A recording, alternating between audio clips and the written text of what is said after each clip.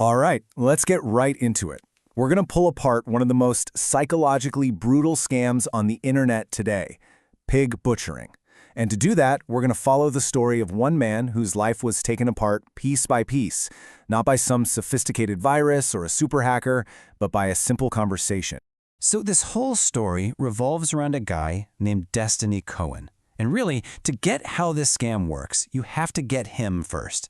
I mean, this line just says it all, doesn't it? That feeling of just stagnant disappointment. He was a man adrift, and that, right there, is what made him the perfect target. So picture this. He's living in Queens, and he feels completely stuck. It's like he's living in a museum of all his own failed dreams. And then every single day, he's scrolling through his social media feeds, and he's just bombarded with these, polished, perfect lives of everyone else.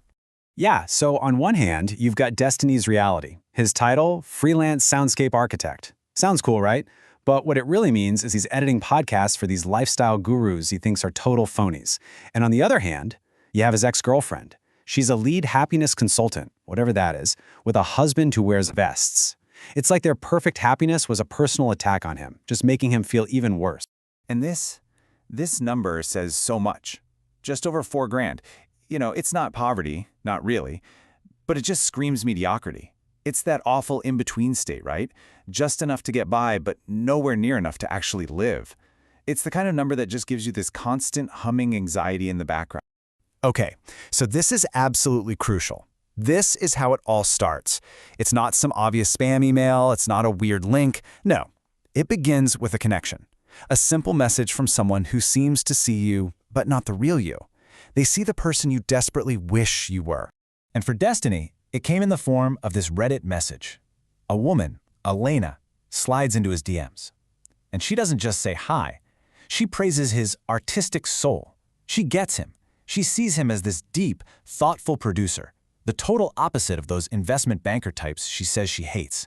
And the total opposite of how he secretly felt about himself. This, right here, is a textbook case of social engineering. See, she wasn't trying to hack his computer, she was hacking his emotions, his loneliness, his ego. It's a technique that taps into something we all want, to feel seen, to feel understood. Elena was a master at it. She was like a mirror, reflecting back the version of himself he'd always dreamed of. Not some guy editing podcasts, but this brilliant, tortured artist just waiting to be discovered. So after weeks of this, I'm talking sharing stories, sending pictures, voice notes, the whole 9 yards, she finally drops the lure. It's a screenshot showing these absolutely insane earnings from crypto, all made with seemingly zero effort. And she's smart about it. She doesn't call it gambling. Oh no, she calls it the beauty of the algorithm. Something pure, mathematical, something perfect for a guy like him, with his mind for patterns. Okay, and now we get to the heart of the scam. This is the part that gives it that horrible name. The idea is to fatten the pig. And how do you do that? You get the target to put in a little bit of money, something they're comfortable with, and then you show them, hey, this thing is for real. So Elena walks Destiny through downloading this super slick, professional-looking app called BitHorizon. He starts small, just $500. He watches it go up a little every day, and then, and this is the most important part, he tries to withdraw a little bit, like $50, and bam, the money hits his bank account in minutes. That's the kill shot. That's the moment your rational brain just switches off because you've just proven to yourself that it's real, it's liquid, it's totally legit. All right, so trust is now locked in. What's next? Urgency. The scammer has to make you feel like you're about to miss out on the opportunity of a lifetime. So Elena starts dropping these names, like this mysterious Uncle Wang, and talking about a super cycle that's about to hit. There's a VIP tier with crazy returns, but it's only available for a limited time. It's pure weaponized FOMO.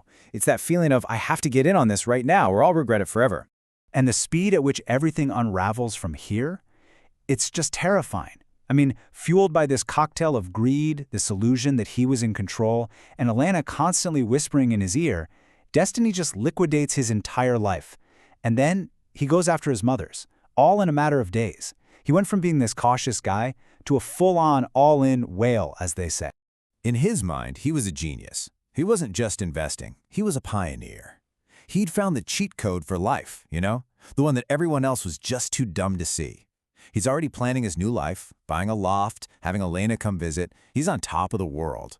And that's when he decided to cash some of it out. So as this kind of power move, I guess, he decides to withdraw $10,000. He's going to pay back a chunk of that high-interest loan he took out. He's feeling completely confident, just imagining how amazing it's going to feel to pay that off so fast. But the withdrawal just sits there, pending. Then he tries to refresh the app, and the pages won't load, just errors. The balance, the number he had been watching obsessively for weeks, it was just gone. And then the final blow. He tries to call Alina. The number is no longer in service. The horrifying truth finally comes out when he talks to his sister, Maya. She's a lawyer, and she has seen this nightmare before. She's the one who gives it a name, explaining that brutal agricultural metaphor. All of it, the trust, the relationship, the fake little profits, it was all just feed, just fattening him up before the slaughter. So, now what? Well, the money's gone. Poof! Vanished into this crazy decentralized maze of crypto tumblers and anonymous exchanges. It's basically untraceable. And the victim? They're just left there, standing in the middle of the wreckage of their own life. And here's why these things are so damn hard to stop. They're not run by one guy in a basement. They are huge global operations. That first message he got, probably from an AI bot. The Elena he thought he knew, likely a worker in a massive scam compound somewhere in Southeast Asia. The guy handling the tech side, he could be anywhere, even just down the road in New Jersey. And at the top, it's all run by organized crime. This is a multi-billion-dollar industry. But then there's this one final, incredible twist. The scammers, they see how desperate he is, but they also see he has some technical skills. So they actually try to recruit him. They offer him a chance to earn his money back by doing to others what was done to him. So he has a choice, become part of the machine or burn the whole thing to the ground. He made his choice. He got into their server and he typed that one simple Linux command to just delete everything. The voice models, the chat logs, the wallets. He decided to face the music rather than pass on the pain.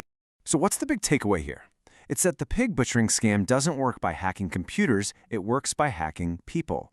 It hacks our emotions, our loneliness, our hope, and yeah, our greed.